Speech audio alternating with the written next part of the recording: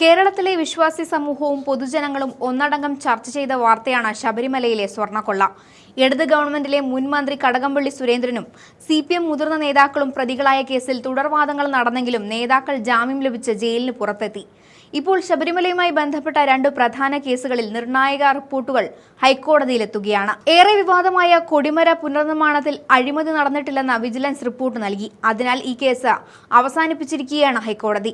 വിജിലൻസിന്റെ ത്വരിത അന്വേഷണ റിപ്പോർട്ട് പരിഗണിച്ചാണ് ഹൈക്കോടതിയുടെ നടപടി ഉണ്ടായിരിക്കുന്നത്. കേസിൽ തുടർ നടപടികൾ വേണ്ടെന്നാണ് ഹൈക്കോടതി ഉത്തരവിടുന്നത്. ശബരിമല സ്വർണ്ണക്കൊള്ള കേസിലെ അന്തിമ കുറ്റപത്രം സമർപ്പിക്കാൻ തെരഞ്ഞെടുപ്പ് വരെ സാവകാശം തേടിയിരിക്കുകയാണ് പ്രത്യേക അന്വേഷണ സംഘം. നിയമസഭാ തെരഞ്ഞെടുപ്പ് അടുത്തിരിക്കെ CPM-നെതിരായ നിർണായക കേസിന്റെ കുറ്റപത്രം ഇപ്പോൾ വൈകിപ്പിക്കുന്നത് രാഷ്ട്രീയ വൃത്തങ്ങൾ ചർച്ച ചെയ്യുന്നുണ്ട്. ശബരിമല കൊടിമര പുനർനിർമ്മാണ കേസിൽ സ്വർണം വിനിയോഗിച്ചതിൽ ക്രമക്കേട് ഉണ്ടെന്നായിരുന്നു പരാതി. അയ്യപ്പന്റെ സ്വർണം കട്ടവരാരാണെന്ന് കേരളത്തിലെ എല്ലാവർക്കും അറിയാം. ഭക്തരിൽ നിന്ന് ലഭിച്ച 412 ഗ്രാം സ്വർണം മുഴുവൻ വാജിവാഹനൻ, അഷ്ടദിക്പാലകർ എന്നിവരുടെ നിർമ്മാണത്തിനായി കൃത്യമായി ഉപയോഗിച്ചുവെന്നാണ് വിജിലൻസിന്റെ നിർണായക കണ്ടെത്തൽ. നടന്മാർ ഉൾപ്പെടെ 23 പേരെ സ്വർണ്ണക്കൊള്ളക്കേസിൽ മൊഴി രേഖപ്പെടുത്തിയിരുന്നു. അറസ്റ്റ് നടന്ന് 90 ദിവസം പിന്നിട്ടിട്ടും കുറ്റപത്രം സമർപ്പിക്കാത്തതിനാൽ മുഖ്യപ്രതികളായ പങ്കജ് ഭണ്ഡാരി, ഗോവർദ്ധൻ എന്നിവരടക്കം 10 പ്രതികൾക്കും കോടതി സ്വാഭാവിക ജാമ്യമാണ് അനുവദിച്ചത്.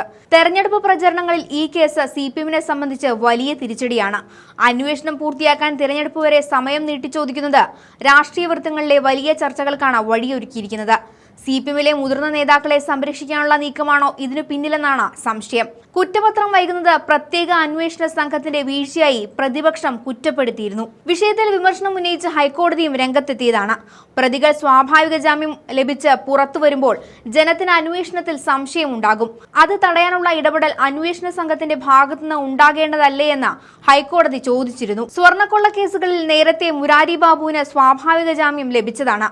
ജയിലിലായിരുന്ന CPM നേതാവും ദേവസ്വം ബോർഡ് മുൻ പ്രസിഡന്റുമായ A. പത്മകുമാറും ജയിൽ മോചിതനാണ്. ദ്വാരപാലക ശില്പക്കേസിൽ SIT കുറ്റപത്രം സമർപ്പിക്കാത്ത സാഹചര്യത്തിലാണ് കൊല്ലം വിജിലൻസ് കോടതി പത്മകുമാറിന് ജാമ്യം അനുവദിച്ചത്.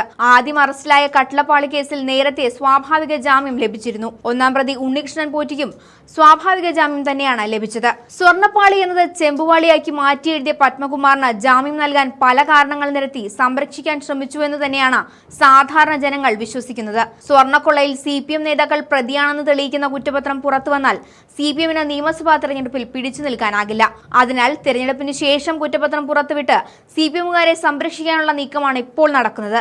എന്ത് തന്ത്രം ഉപയോഗിച്ചാലും പൊതുസമൂഹത്തിന് സ്വർണ്ണക്കൊള്ളയിലെ പ്രതികൾ CPM ആണെന്ന് വ്യക്തമായി അറിയാം. തെരഞ്ഞെടുപ്പ് വിധി CPM-ന് ചെയ്തു കൂട്ടിയ അഴിമതിക്കും കൊള്ളയ്ക്കുമുള്ള കടുത്ത മറുപടിയായിരിക്കുമെന്ന് ഉറപ്പാണ്.